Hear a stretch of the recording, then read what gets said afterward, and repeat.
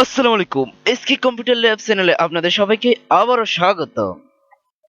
আমি আবারও চলে আসলাম ইউটিউবের পর্দায়। আজকে আপনাদের সাথে শেয়ার করব চমৎকার কয়েকটি কিবোর্ড শর্টকাট। ফাংশন 1 থেকে ফাংশন 11 পর্যন্ত যে কিগুলো আছে আমরা কি জানি সেগুলো শর্টকাটগুলো কি? সেটি আপনাদের সামনে আজকে শেয়ার করতে চলেছি। তো ভিডিওটি না টেনে পুরোটি দেখার জন্য অনুরোধ রইল। আর যারা আমাদের চ্যানেলটিকে এখনো সাবস্ক্রাইব করেননি তারা আমাদের চ্যানেলটিকে অবশ্যই সাবস্ক্রাইব করে নিন এবং আমাদের ভিডিওটি লাইক কমেন্ট শেয়ার করতে ভুলবেন না। তো চলুন শুরু করি। তো প্রথমে আমরা যাব ফাংশন 1 এর কাজ কি সেটি জানবো। তো ফাংশন 1 এর কাজ হচ্ছে আমরা যে কোনো অ্যাপ্লিকেশনে যদি থাকি তার থেকে হেল্প নিতে পারবো। তো ফাংশন 1 ক্লিক করার পর দেখতে পাচ্ছেন এই যে হেল্প অপশনটি চালু হয়ে যাচ্ছে। এখন যদি আমরা এখানে কোনো কিছু খুঁজি বা টাইপ করি তাহলে আমরা সেটি পেয়ে যাব। এই যে সার্চ হচ্ছে, এই যে সবগুলো পেয়ে যাচ্ছি। ফাংশন 1 এর কাজ হলো মূলত এটি, কোনো কিছু থেকে হেল্প নেওয়া। তারপর ফাংশন 2 এর কাজ কি? ফাংশন 2 এর কাজ হলো আমরা যে কোনো কিছুকে রিনেম করতে পারি বা পুনরায় কোনো নাম দিতে পারি, এগুলো আর কি। তো যেমন এ- এটি সিলেক্ট করলাম, সিলেক্ট করার পর ফাংশন 2 ক্লিক করলাম, এই যে দেখতে পাচ্ছেন রিনাম হয়ে যাচ্ছে। এই যে ফাংশন 2 ক্লিক করলাম, এই যে রিনাম হয়ে যাচ্ছে। এটির নাম পরিবর্তন করা আর কি। তারপর আমরা দেখব ফাংশন 3 এর কাজ কি। ফাংশন 3 এর কাজ হলো আমরা যে স্টার্ট বাটনটি আছে সেটির কাজ করতে পারি। ফাংশন 3 প্রেস করার পর দেখতে পাচ্ছেন আমাদের যে স্টার্ট বাটনটি, উইন্ডোজ বাটনটি সেটা ওপেন হয়ে যাচ্ছে। এই যে ফাংশন 3 ক্লিক করার পর তারপর আমরা দেখব ফাংশন 4 এর কাজ কি। ফাংশন 4 এর কয়েকটি চমৎকার কাজ আছে, তার মধ্যে আমি কয়েকটি দেখাচ্ছি।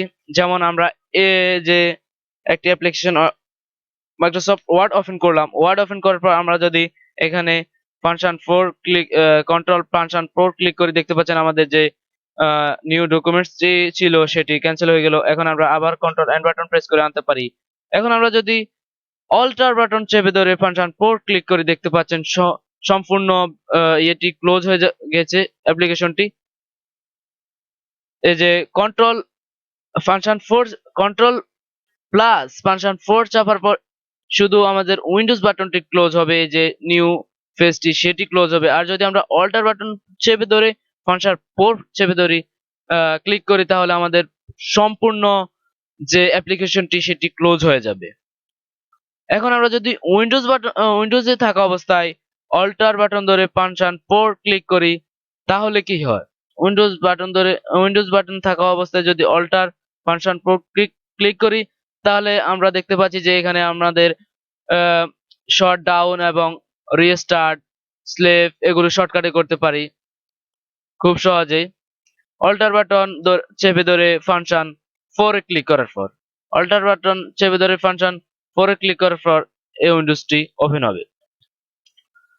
তো এখন আমরা দেখব ফাংশন 5 এর কাজ কি। ফাংশন 5 এ আমরা যে রিপ্লেস করতে পারি শর্টকাটে, আমরা সহজে রিপ্লেস করতে পারি ফাংশন।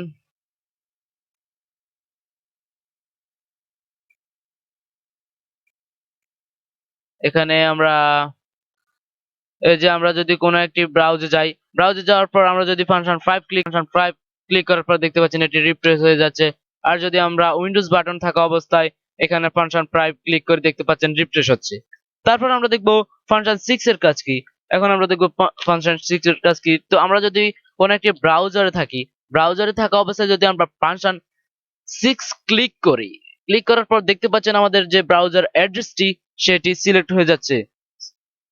সেটি সিলেক্ট এখন আমরা চাইলে কন্ট্রোল সি বাটন প্রেস করে এটিকে কপি করতে পারি খুব সহজেই।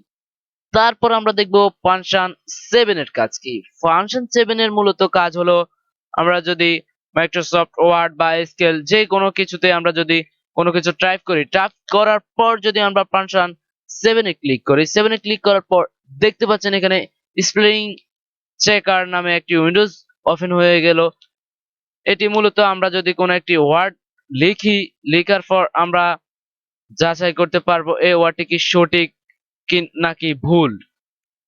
দেখতে পাচ্ছেন ওয়ার্ড এখানে গ্রিন দেখাচ্ছে, গ্রিন মানি এখানে এই ওয়ার্ডটি সঠিক। এখন যদি আমরা ওয়ার্ড লেখার জায়গা যদি আমরা এখানে ওয়ার্ডের জায়গাতে যদি এটির জায়গা যদি আমরা ওটি দিই, তারপর যদি আমরা ফাংশন 7 এ ক্লিক করে দেখতে পাচ্ছেন এটি ওয়ার্ড বানানো হয় নাই, এজন্য এটি লাল আসছে।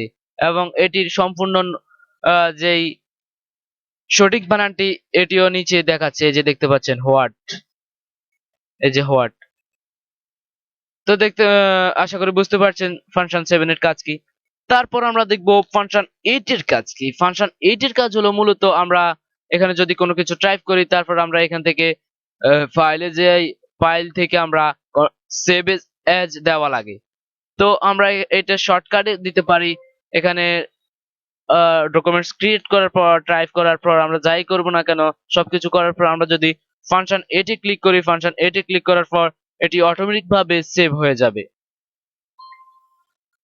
তারপর আমরা দেখব ফাংশন 9 এর কাজ কি। ফাংশন 9 মূলত আমরা কম্পিউটার অন করার সময় বুট অপশনে যেতে পারি। প্রায় 80% কম্পিউটার গুলোতে এখন বুট মেনুটি ফাংশন 9 এ দিয়ে থাকে। তো আমরা এটি কম্পিউটার অন করার সময় বুট অপশনে যেতে পারি। তারপর আমরা দেখব ফাংশন 10 এর কাজ কি। ফাংশন 10 এর কাজ হলো আমরা যদি ফাইল অপশন ওপেন করি, ফাইল অপশন ওপেন করার পর যদি আমরা ফাংশন 10 ক্লিক করি, ফাংশনটি ক্লিক করার পর দেখতে পাচ্ছেন এগুলো যে শর্টকাট গুলো এটি ওপেন হয়ে গেছে। এটির মূলত কাজ এটি। তারপর আমরা দেখব ফাংশন 11 এর কাজ কি। ফাংশন 11 এর কাজ হলো আমরা যদি কোনো একটি উইন্ডোজে যাই, যেমন আমি এখানে ক্রোম ব্রাউজারে গেলাম। এখন যদি আমরা কিবোর্ড থেকে কন্ট্রোল 11 প্রেস ফাংশন 11 প্রেস করি, ফাংশন 11 প্রেস করার পর দেখতে পাচ্ছেন এটি ফুল স্ক্রিন হয়ে গেছে। ফুল স্ক্রিন হয়ে যাওয়ার পর আমরা যদি আবার ফাংশন 11 প্রেস করি, তাহলে দেখতে পাচ্ছেন এটি আবার পুনরায় আগের মতো হয়ে গেছে। তারপর আমরা দেখব ফাংশন 12 এর কাজ কি। ফাংশন 12 এর কাজ হলো মূলত যারা আমরা অব্র কিবোর্ড ইউজ করি, অব্র কিবোর্ড শর্টকাটে আনার জন্য 12 ফাংশন 12 ক্লিক করার পর একবার ইংলিশ আর একবার এটি অব্র হয়। তো আশা করি সবাই বুঝতে পেরেছেন। আহ, খুবই চমৎকার টিউটোরিয়াল, আমাদের কাজকে আরো অনেক গতিসম্পন্ন করে দিবে এই শর্টকাট গুলি। তো আশা করি সবাই বুঝতে পেরেছেন। তো যারা বুঝতে পারেননি তারা অবশ্যই কমেন্ট করবেন এবং আমাদের ভিডিওটি সাবস্ক্রাইব করতে ভুলবেন না। তো আজকে ভিডিও এই পর্যন্তই। সবাই ভালো থাকবেন, সুস্থ থাকবেন। আল্লাহ হাফেজ।